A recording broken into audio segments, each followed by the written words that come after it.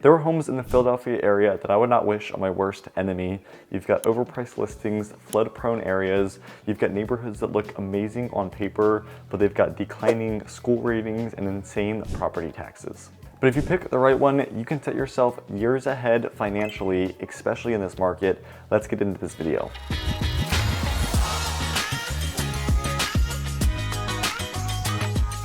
I've helped families all across these regions, Bucks County, Chester County, Montgomery County, Delaware County, buy not just bigger, but buy smarter. In this video, I'm gonna break down the exact types of homes to avoid and what to focus on instead. Hey, my name is Zach Neal and I've lived in this area for my entire life. I've been a licensed real estate professional for the last 4 years now, and in that time, I've had the opportunity to help countless buyers and sellers move across all over the region. So if you are planning a move, whether it be 30 days out, 90 days out, I would love to be a resource. You can grab my information up here on the screen, make it super convenient for you, call, text, email, whatever you prefer. Let's get into this video. So my first strategy is going to be to follow the retailers. And this one's going to surprise a lot of people, but don't chase the already hot neighborhoods. You're gonna wanna follow the retailers, and I'm gonna explain to you why. So I know it might sound a little odd, but you have to look where Walmart, Whole Foods, Target, where they're opening their new stores. These big retail companies spend years and tens of thousands, hundreds of thousands of dollars studying traffic levels, population growth,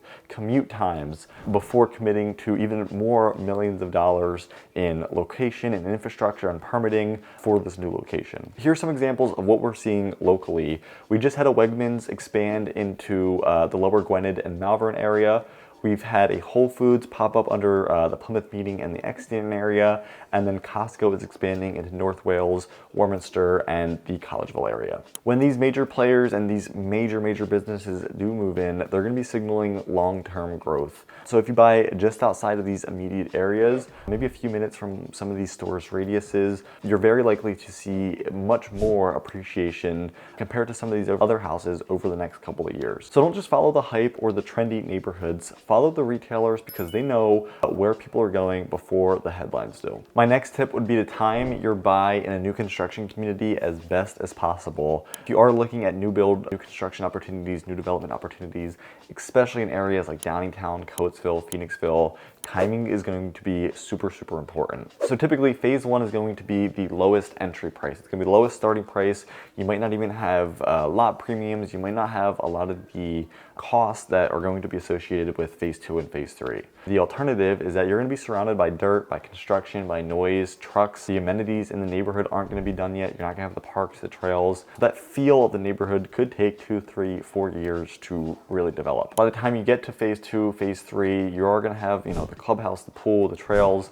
Usually they are complete by the time you're getting to those phases. Landscaping is getting a little bit mature. You can actually see how the builder is going to deliver. You can get feedback from some of the other buyers. You can start to see how some of the houses turn out, how some of the lots turn out. It does give you a little bit better idea of that builder and the community. Right now, you've got builders like Toll Brothers, Lennar, NV Homes. They're offering rate buy down options. You've got closing credits, even free design upgrades. They'll give you a certain amount to maybe go upgrade the home. So you combine that with catching the right phase with the right appreciation, you're gonna save tens of thousands of dollars while locking community that's appreciating steadily, it's close to where you need to be, and it fits what you need it to fit in terms of lifestyle and floor plan. My next tip would be to watch for the school stability. If you're buying a family home, this is gonna be one of the most important things that you can look for when buying a home. You could fall in love with a brand new neighborhood, but if it's zoned to a certain school district that's constantly struggling, you got parts in Downingtown, Bucks County, this can impact your consistency in your family, it can impact your home's resale value.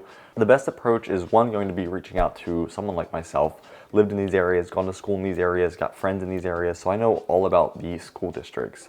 But if you can't have access to someone like myself, you're gonna wanna look for school districts that have a stable enrollment. You're gonna want a high parent engagement. Some examples would be the Teddy Grifton Easton School District, the Lower Marion School District, the Radnor School District, Unionville, Chadsford, Springford, Perknewman Valley. These are all going to be great examples of areas where boundaries are stable, the schools maintain very strong academic and enrollment performances year after year, teachers are great, ratios are great. These are all school districts that I'd be super comfortable putting my own kids or family in. And then it's not just gonna make your family feel good or your kids feel safe, it's gonna protect one of your largest investments, which is your home value, and not a lot of people realize that. Next up is gonna be, if you are looking at new builds, it's gonna be builder quality and hidden cost. So not all builders, we've talked about this before on the channel, not all builders are gonna be created equal. Some communities could look amazing as you see them in person or even online, but behind the walls, when you get into it, corners get cut, things get missed, and this is going to be super important. So in this Philadelphia area, you're going to have a mixture of different soil types. You've got rocky grounds in Chester County, you've got really soft soil as you get closer to the Delaware River,